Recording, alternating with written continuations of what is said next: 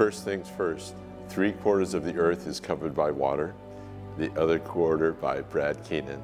He was long, and he had these long arms, and on the court, he was a great blocker. And I think, I can't tell you how many times opposing attackers thought they had an open shot, open net, and then all of a sudden, not just a block, but he had these really long arms, big hands, and we always say surface equals control, and he had more straight down stuffs than any blocker I know.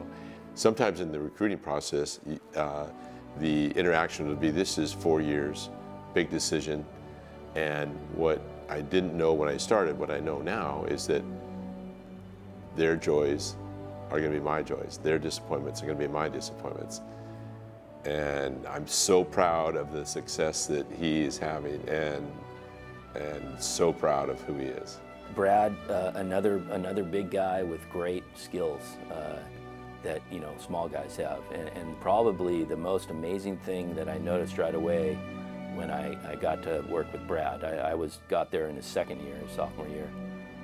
He has an incredible eye work, and just his ability to see the game and see what's happening on the other side of the net. I played against Brad in club volleyball, and saw him there, and then I had to go to junior college first, and he came here, and he's a year younger than me. And you always knew he was tall, and you knew he could block and hit, and he was a good volleyball player. When I got here, my first impression was, why is this guy's arm so long? Just so awkwardly built, and it worked out to his advantage because he's one of the best blockers I've ever seen. He's a tall, big person, big human being, but he has really good ball skills, like really good fine motor skills. He's a really good setter, good passer. Yeah, I think he brings a lot of physical tools. He's a great jump server, great passer, great blocker. And I think he, through the years, has grown a lot maturity-wise. He's started to develop as a real professional. His work ethic and his competitive fire, he's gotten so much better. It's been fun to see him grow throughout his career. I think he's really worked at it.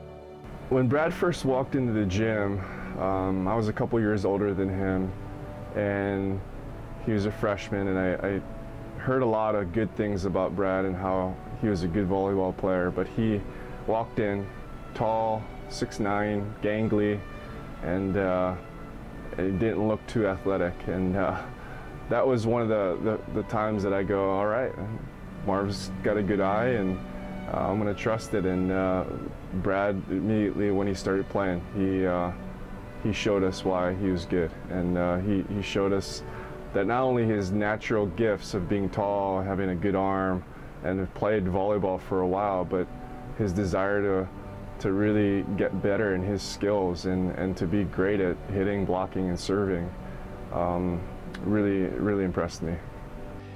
As an attacker, he had great range and really smart, and he hit a backslide, and everybody that's a volleyball player is going to know this story. We played at BYU, played Friday night and Saturday night, played back-to-back. The first night, he kills every backslide. Not 80%, 90%, every backslide.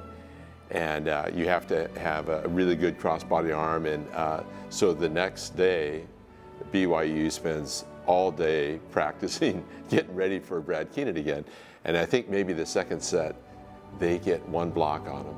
There's cartwheels, a dog pile, and Brad is clapping. It's pretty funny. He's clapping. He goes like that one time, waves in three. It was a great event. We used to run a backslide play to Brad that he hit better than anybody I've ever seen in the game.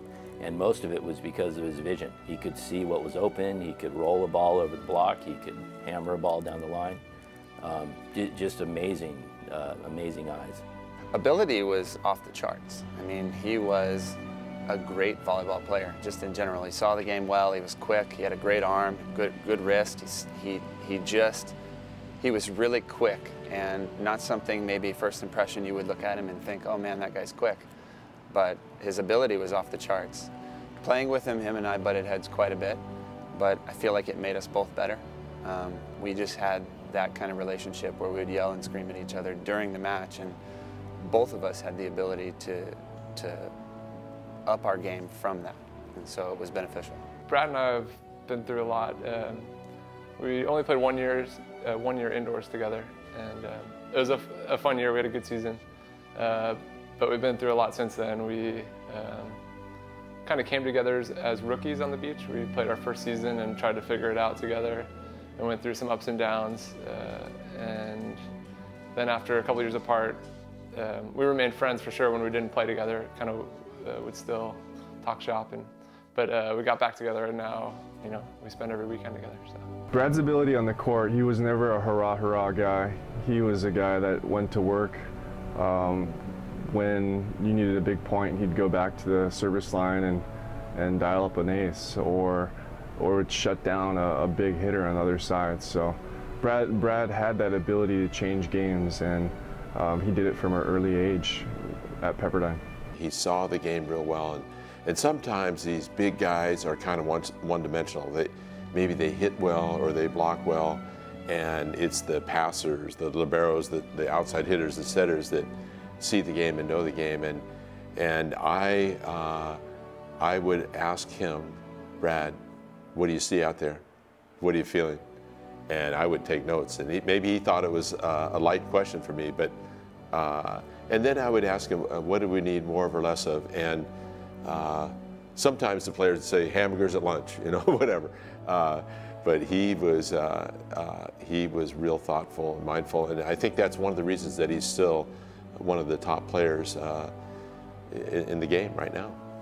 That Brad deserves it. I think he was one of the best middles to ever play college volleyball, and he's a great wave, and I'm excited for him to be in the Hall.